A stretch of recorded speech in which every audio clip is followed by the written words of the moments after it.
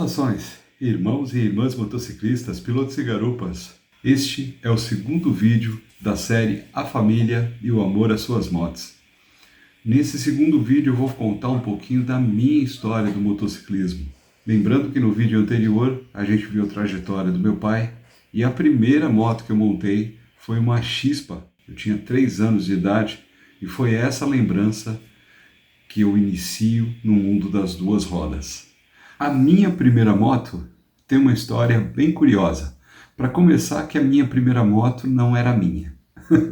Eu explico melhor. A moto que eu aprendi a pilotar, na verdade, não era minha e nem do meu pai. Mas vamos lá, vou contar um pouquinho melhor isso daqui. Todo final de ano meu pai ia para a Bahia para passar as férias e rever os parentes lá na Bahia. E eu ia constantemente, é claro. Nessa altura do campeonato, meu pai já trabalhava na praça e a gente ia de carro. A gente ia de São Paulo, Bahia, no Fusquinha. Desafiador. Mas enfim, eu estava meio saturado já aos 17 anos de idade, eu estava um pouco saturado de todas as minhas férias ir para lá. Sim, era gostoso andar a cavalo, visitar os tios, os primos, mas depois de 16 vezes indo, aos 17 anos começou já a cansar um pouco, né? E aí eu decidi que eu queria ficar em casa naquele primeiro ano de férias. Tirar umas férias também da família, eu acho. Bom, nisso daí meu pai, minha irmã, minha mãe vão para a Bahia de carro e eu fico em casa aos 17 anos. Faltando uns 15 dias para o meu pai viajar, um amigo dele, vizinho, tinha uma moto, uma XLX 350 da Honda. Chega para o meu pai e pergunta se podia guardar a moto em casa. A casa que eu morava tinha muito espaço, um terreno que tinha uma frente de 40 metros. E aí o vizinho perguntou se podia deixar essa moto lá. Meu pai, sem problema nenhum, não negou, deixou a moto guardada em casa. Isso faltando 15 dias para ele viajar. O vizinho foi viajar também, estava saindo de férias, por isso que ele queria deixar a moto lá. Ele tinha acabado de pegar essa XLX 350. E meu pai também vai embora. Pronto. O meu pai sai de férias em janeiro, logo depois das festas, e ficamos eu e a XLX 350 dentro da garagem. O vizinho deixa a chave em casa, se porventura precisasse manobrar a moto e etc., a chave estaria lá tranquilamente. Ou até mesmo meu pai quisesse dar uma voltinha, né? Mas enfim, meu pai sai de viagem. Olha, eu juro para vocês que eu resisti bravamente. No primeiro dia que eu passei na frente da garagem, eu escutei um psiu, psiu, psiu. Parecia que alguma coisa estava me chamando. Mas eu olhei para dentro da garagem, vi aquela XLX 350 linda lá dentro e pensei comigo, não vou fazer isso. No terceiro dia, eu escutei já um psiu. Você é mole mesmo, hein? E aí, não vai me pegar? No quarto dia, ela não precisou chamar de novo. Abri a garagem, peguei a chave da moto e pensei comigo, meu quintal é muito grande, eu vou pelo menos aprender a ligar essa moto, andar, dar uma voltinha aqui dentro. Bom, foi assim que eu comecei a aprender, sem ninguém explicar, sem ninguém me mostrar, sem vídeo no YouTube.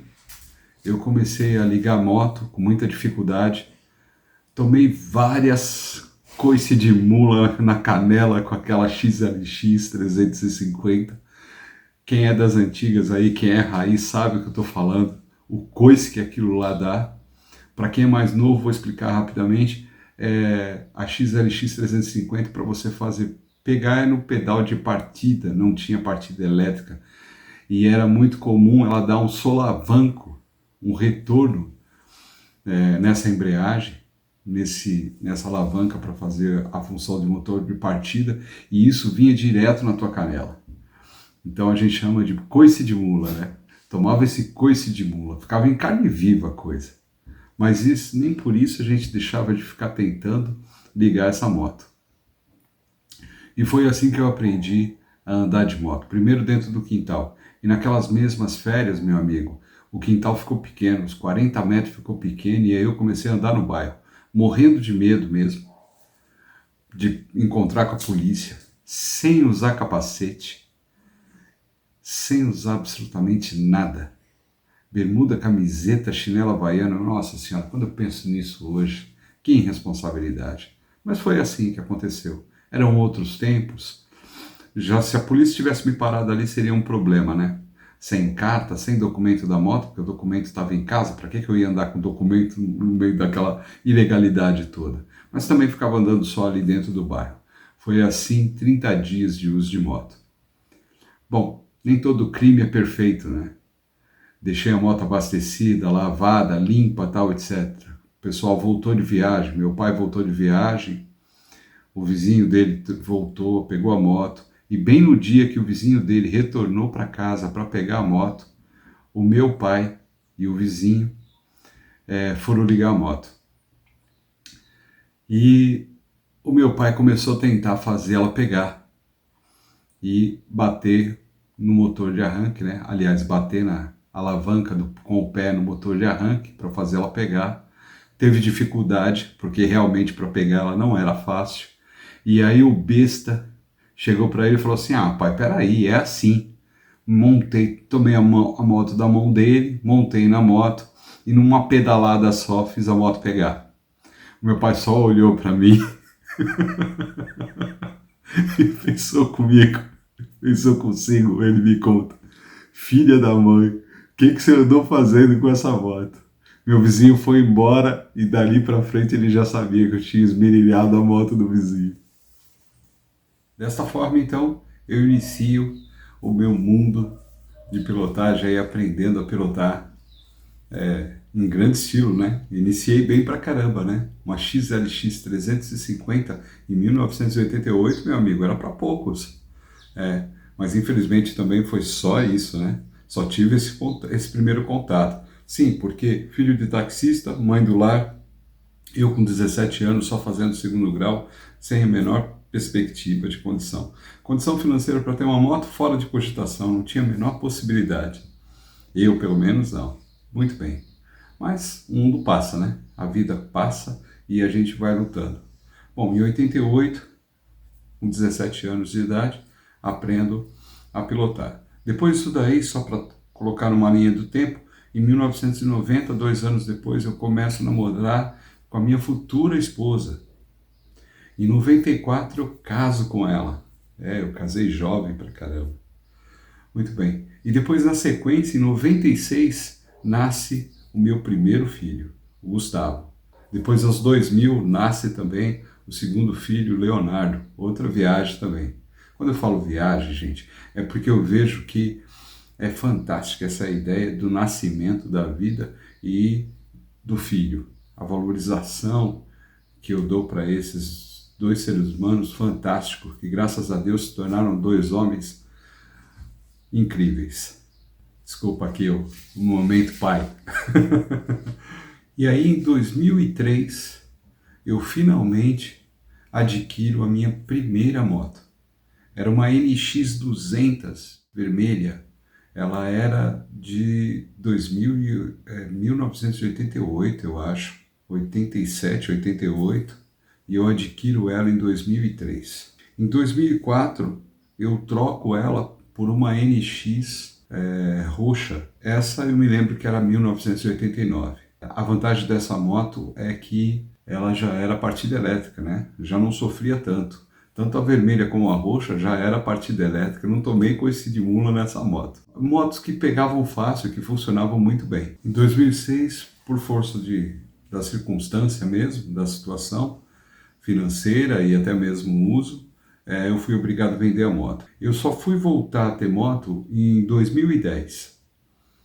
Em 2010 eu volto a ter moto e aí eu compro uma moto 0 km, uma Intruderzinha 125. Eu tenho 1,80 m e numa Intruderzinha 125 tinha colega da empresa que me falava que parecia que eu estava flutuando no ar, que não conseguiam ver a moto. Oh, maldade! Aquela Intruderzinha 125, ela me ajudou muito, porque eu coloquei ela para trabalho. Essas motos, na verdade, até então, usava muito pouco para uso de lazer. As motos que eu tive até então eram mais para trabalho mesmo. E a Intruder me ajudou demais. Inclusive, foi uma curtição ter a Intruder, porque praticamente é o seguinte, como eu recebi um valor por km rodado da empresa, né, o relatório de despesa, o relatório de despesa era baseado para uso de carro. E como eu utilizava a Intruder, o valor que eu ganhava era o suficiente para pagar a prestação da moto e a manutenção da moto, além de combustível. Então, praticamente, o trabalho pagou a Intruder, né? Foi até interessante isso. Nesse momento, era crucial essa questão financeira. Minha esposa trabalhava como caixa de banco de Bradesco e eu trabalhava como técnico de multifuncionais, copiadoras, impressoras. Em 2010 eu já tinha começado a mudar um pouco essa realidade, tinha acabado de ser promovido para supervisão de serviços. Mas, até então, eu tive esse cenário aí com um custo bem controlado, 2 filhos, custo muito bem controlado para viver, e a moto nesse momento era fundamental para isso. E eu fico com a Intruderzinha até 2013. Em 2013, eu olho para aquilo e falo, pô, tá na hora. E vou para a primeira moto, que foi a moto que eu mais gostei de comprar.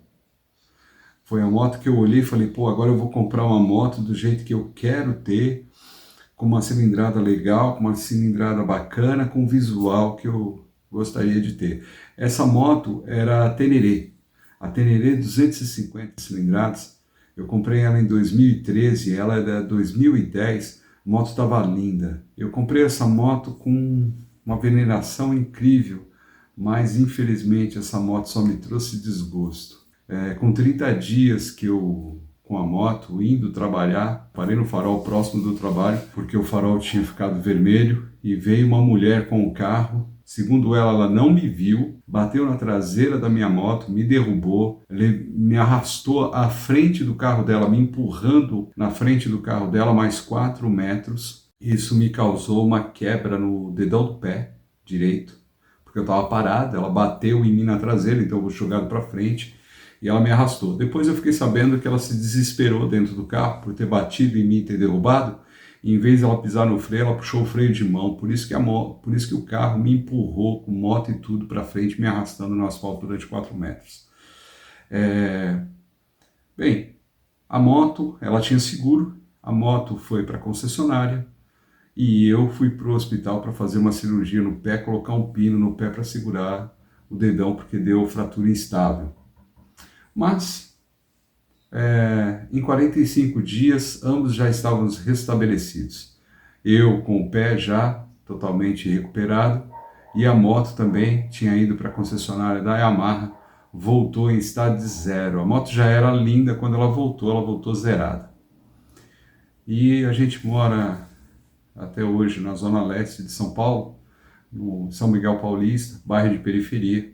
Eu vi a moto muito bonita daquele jeito, e pensei, pô, eu tenho que colocar essa moto no seguro, tenho que fazer alguma coisa, porque essa moto vai chamar muita atenção aqui. Passado uma semana do acidente, depois que já tinha recuperado a moto, tal, etc., né, depois dos 45, 50 dias no caso, eu cheguei para o meu filho Leonardo e falei para ele, vamos comigo, pai vai até a casa da Ituran, né, a loja da Ituran, para colocar o rastreador, porque o seguro pediu para instalar o rastreador na moto. Eu ia colocar a Ituran e saí então em casa com o destino para instalar o alarme da moto e também colocar seguro. Saí de casa com esse objetivo. A 3 quilômetros da minha casa, 2 elementos de uma moto também nos pararam, engatilhou um revólver na cabeça do meu filho e levaram a moto. Esse episódio foi um episódio muito traumático, porque eu vi o cara engatilhando o revólver na cabeça do meu filho, foi algo assim absurdo. Eu não desejo isso para ninguém. Eu pedi pelo amor de Deus o cara não atirar, dizendo que a gente já tinha perdido a moto, que ele pudesse levar, mas que não fizesse mal nenhum com a gente. Graças a Deus aquele elemento não puxou o gatilho. e a gente veio embora para casa. Bom, isso aconteceu em 2013. Tinha acabado de comprar a moto. Foi algo extremamente difícil para a gente tratar. Por conta disso daí, eu realmente fiquei muito desgostoso com a moto. Passou 20 dias, a moto foi encontrada, foi recuperada pela polícia. Ela estava no bairro, ao lado do bairro que eu moro. Os caras tinham pegado spray preto, ela era azul, né? E os caras pegaram spray preto, jogaram na moto inteira, deixaram ela toda preta. Tava com a bolha quebrada, seta quebrada, rabeta quebrada e o local onde vai a numeração do chassi raspada. Eu vou resumir a história para vocês. Eu gastei 1 ano para conseguir regularizar essa moto. Não deu remarcação no chassi, porque o cara raspou sobre o chassi, mas só tirou a tinta. Ele não chegou a afetar a numeração. Mas eu gastei 1 ano tentando agilizar a burocracia, indo nas delegacias, pegando o laudo de uma delegacia, levando para outro órgão, fazendo o trâmite para ver se conseguia fazer as coisas mais rápido. Mas eu gastei 1 ano para conseguir finalmente ter o documento da moto. E eles também, além de tentarem raspar, pintar a moto com spray, eles também trocaram as placas. Então eu tive que fazer toda a documentação da moto para poder andar de novo com a moto, porque com placa trocada, eu me lembro de passar uma camada de thinner sobre as peças da moto, e aí com um pedacinho de madeira, e raspando lentamente assim para tirar aquela camada de tinta de spray. E foi a sorte, porque passava o thinnerzinho, não chegava a afetar o esmalte, tanto da moto que estava embaixo, o esmalte original era mais resistente, mas o spray ia soltando.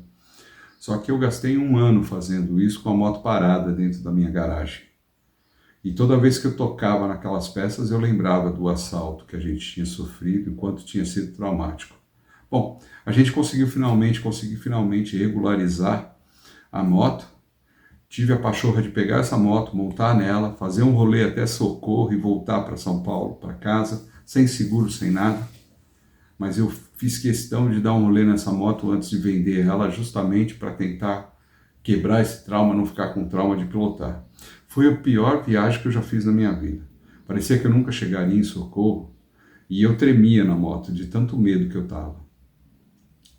Eu voltei e vendi a moto e aí eu fiquei 4 anos sem moto. Mas em 2018 eu estava já para realizar um sonho.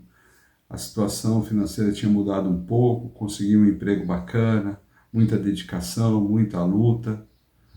Já estava em uma situação mais controlada e a gente finalmente ia fazer uma viagem top enquanto família. Eu, a esposa, filhos iríamos para Orlando.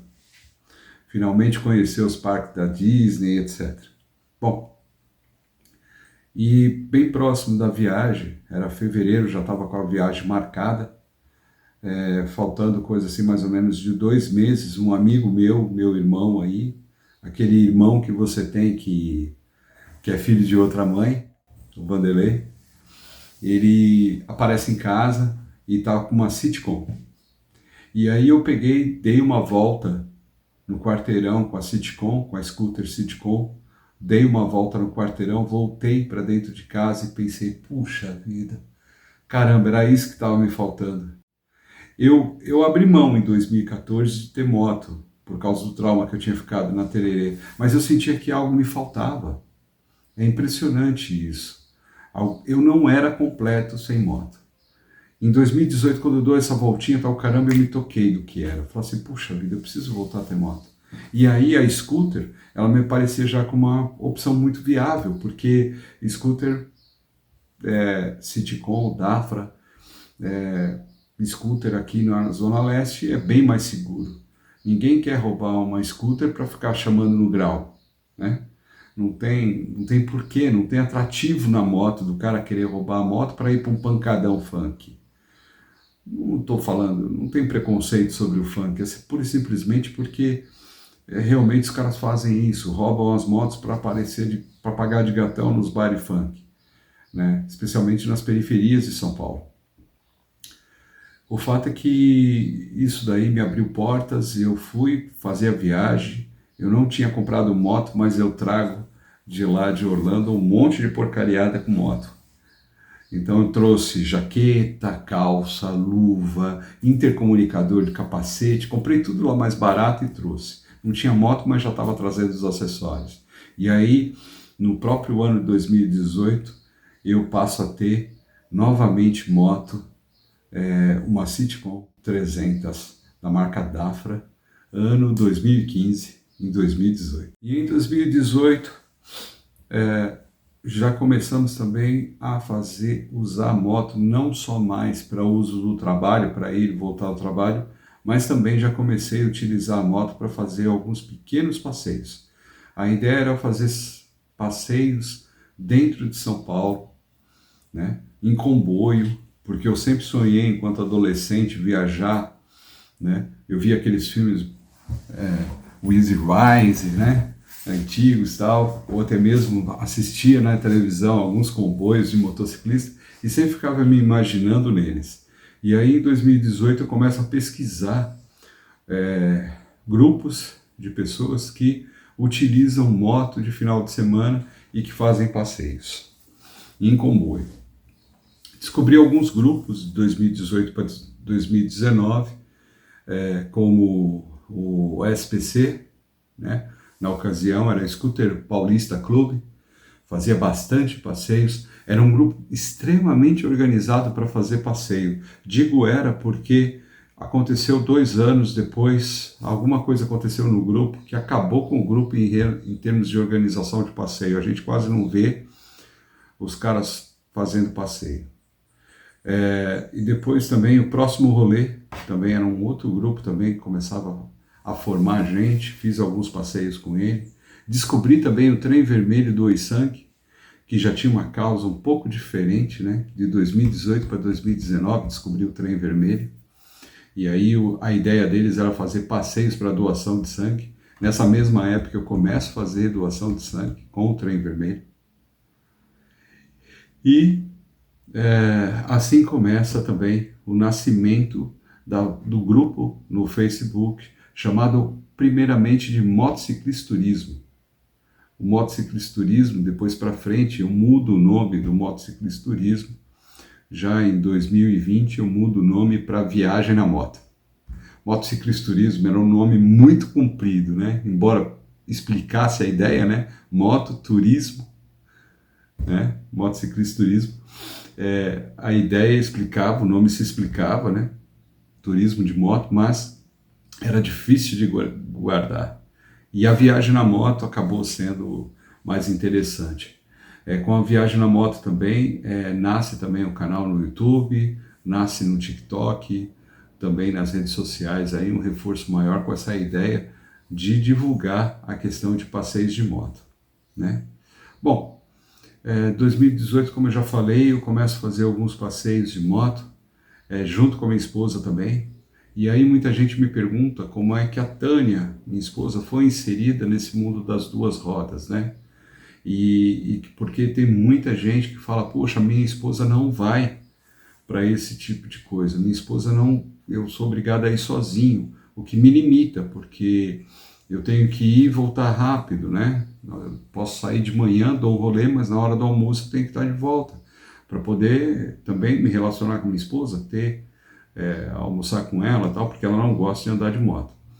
Bom, eu vou passar para vocês aqui a forma com que eu fiz com a minha esposa, ok?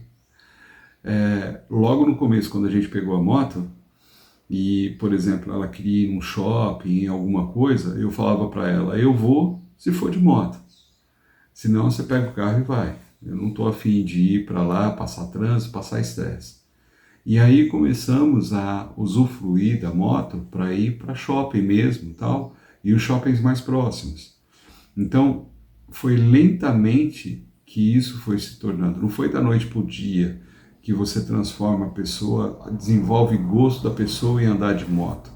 Você desenvolve gosto da pessoa com doses homeopáticas. A pessoa, é o que eu costumo dizer, a pessoa tem que desenvolver bunda para andar de moto, né? Não é fácil ficar em cima de uma moto 2 horas. Então você tem que gostar daquilo. E para você gostar daquilo, você tem que desenvolver experiências boas para isso.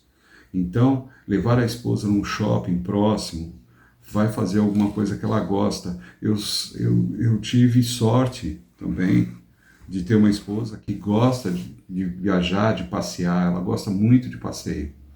Ela nem gosta tanto, não gostava tanto de moto assim na ocasião, mas ela gostava muito de passear. Então, unindo os dois, né? Ela gosta de passear, eu gosto de andar de moto, e aí cada um cede um pouco e vamos começar a andar.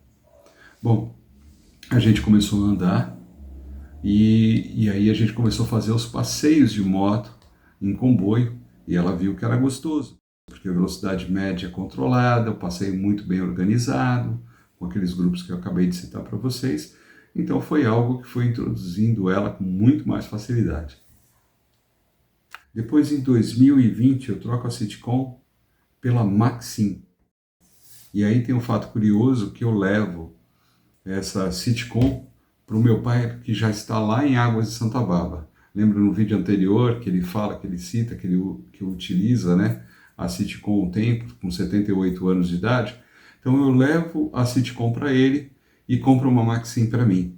Em 2020 eu estou com a Maxim, e aí a gente intensifica essa questão da viagem, começa a fazer viagens mais longas, a gente faz Curitiba, a gente faz Santa Catarina, Balneário Camboriú, a gente começa a fazer algumas viagens mesmo, aproveitar as férias para fazer viagens e também passeios de final de semana. O lema é muito simples, é assim, se tem tempo vago, não tem o que ser feito, não tem nada programado com a família, a gente está na estrada. Faz um bate e volta, né, para uma cidade, conhece os pontos turísticos, almoça por lá, retorna, faz uma atividade terapêutica. Então, a questão da moto, para mim, ela não é só mais uma questão de lazer, não é só mais uma questão de curtição. Ela também tem uma questão terapêutica envolvida que mantém a minha sanidade também. Então é importante você ter uma válvula de escape, e a moto ela faz isso. Eu pego essa Maxim, ela está com 30 mil quilômetros. Hoje, em 2023, eu continuo ainda com a Maxim, mantenho ainda a Maxim. A Maxim já está com 97 mil quilômetros. Então vocês veem aí a quantidade de km que foi percorrido com essa moto, tanto para uso de trabalho como para uso de lazer. E é fantástica a moto. A moto só me deu felicidade. Nunca tive nenhum incidente grave com essa moto. Então é uma moto que eu tenho um extremo carinho, gosto muito dela, da performance da moto. Manutenções sempre rigorosamente em dia, feita nas concessionárias da Oliver Motos, justamente para ter um pouco de segurança, né, para ter um pouco de tranquilidade nisso. Mas assim, foi só felicidade. Nós fizemos aí viagens como Ouro Preto, cidades históricas de Minas, fizemos o Rio do Rastro, também com a Maxim, nós fomos para Brasília com a Maxim, fizemos mais viagem para Curitiba com ela também. Então assim, está sendo um espetáculo a moto, né? 2021 para 2022 a gente adquiriu uma Custom, foi a única Custom que eu tive, que foi a Mirage 250. Passei poucos meses com essa Custom, coisa de 10 meses. Uma Custom Mirage 2009, ela ainda é a última carburada. Essa moto me deu bastante manutenção, mas deu para curtir um pouquinho a questão de pilotar uma moto custom. E descobri também que não gosto tanto de moto custom assim. Que em 2022 também eu adquiri também a Burgman 650. A Burgman 650, ela foi uma moto adquirida com foco para fazer viagens mais longas, né? A Maxim 400 ela me atende muito bem na questão da estrada dentro de São Paulo. A apesar dela ser uma moto mais larga, para passar no corredor, se pegar um corredor estreito é mais complicado, mas ela me atendia, ela fazia um meio tempo, né, entre viagem na estrada e dentro de cidade, então um custo-benefício assim mais ou menos controlado, mas eu sentia que a Maxim faltava, com garupa, com malas laterais, tal, etc, me faltava um pouco de potência na estrada para sair de uma situação delicada, né? Uma ultrapassagem que você precisa de um pouco mais de potência para sair mais rápido e tal, e a Maxim só tem 32 cavalos, então eu sentia que faltava um pouco. E é por isso que eu parti para uma Burgman 650, ela tem aí 50 cavalos, então dá uma condição legal na estrada. Então a Burgman ela vem para suprir essa necessidade, com esse foco de viajar mais. E aqui agora, então encerro aqui essa segunda etapa desse vídeo, falando aqui do amor às motos, né? A família Amor às Motos. Ainda falta a etapa aqui do meu filho, Leonardo. O Leonardo ele começa a participar de alguns passeios comigo na garupa mesmo, levando ele a partir de 2018, 2019, mas eu pretendo gravar um áudio com ele aqui, um vídeo com ele, na sequência, que seria a terceira fase aqui, o testemunho dele de como para ele está sendo essa questão das motos também. E graças a Deus esse vídeo não para por aqui, né? Porque eu não estou colocando ponto final na minha história.